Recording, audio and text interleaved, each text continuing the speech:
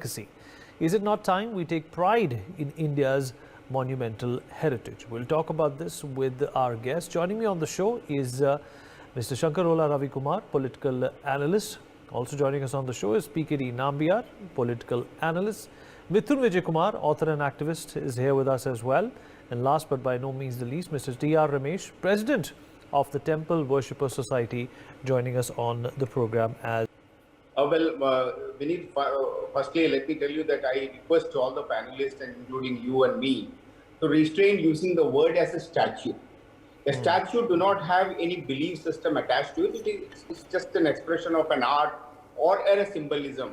But when it comes to these are deities in a temple. So it's a belief system for so many people for centuries. We don't even know how long it has been.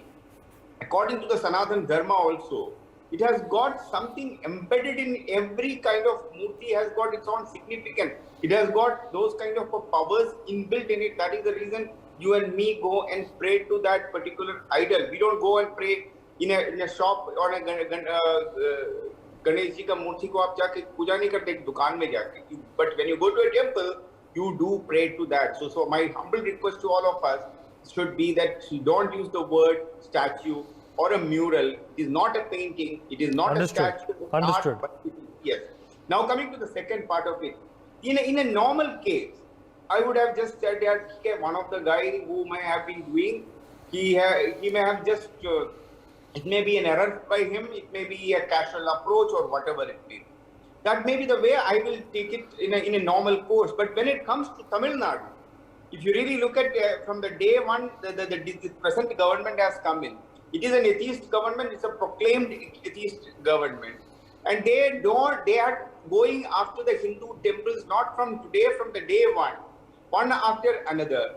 How many temples have been demolished? How many temples the funds have been misused? The temple they are discouraging the people, even the devotees, even to go to the temple. So when that kind of a government, under that rule of that government, it happens, it amounts to a larger suspicion and a bigger question. That the bigger question will be that isn't it a planned attack on the Sanatana Dharma or the people who believes in the Sanatana Dharma? So I think it's a major conspiracy against the believers, against the people who have been centuries, thousands of years are praying into a particular place, believing that it is as their own God or the one who may protect themselves. It is absurd, and there is no word to condemn. And I can only say, if any political party, it is not only, I'm not talking about Tamil Nadu. I have written an article a couple of years ago that the importance of freeing the Hindu temples when the other religions and their the places of worship are under their command. Why the only Hindus, who is supposed to be the large community in this country, the inheritance of this culture, the people whose this land belongs to, their temples, their places of worship are under the command of the people who don't believe in God. Whether it is in Tamil Nadu, whether it is in Kerala, just to give you two examples, where the richest temples are there. Both the governments officially don't believe in God. Their ministers don't even swear in the name of God. That kind of people are ruling, and then they are controlled. Do you know what is the worth of the Hindu temples in this country? It may be going 1 lakh billion crores. That's the kind of, whether it is real estate, whether it is in the gold, whether it is in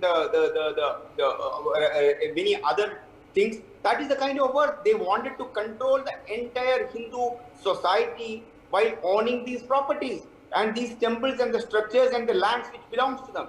I can tell you, Vineet, on this show, that the temple which belongs to my family means the temple which belongs to me.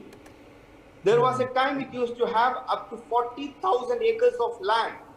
None of us in my family never used to own that the property as in my name, but it used to be the temple belongs to us, so as the entire land belongs to the temple. That was the kind of system. You know what? I don't have any problem that the entire property has been taken away by the government. There is no issue. Okay, there is a democracy now. It is not anymore the royalty or kings and kingdoms are not there. But My saddest part is that my same land which belongs to a temple is being given it to the church and the mosque to be made in the name of democracy.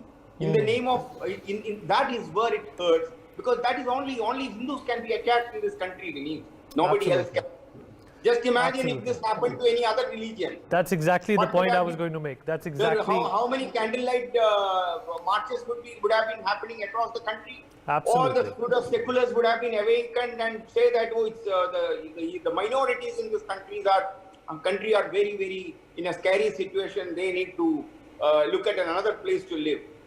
I think it's very absurd, and I'm very happy at least your channel and you are taking this up. Where you don't see these kind of news happening in the mainstream television debates where the people like me go every day.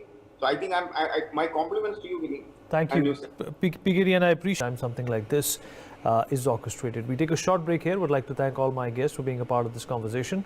We'll be right back.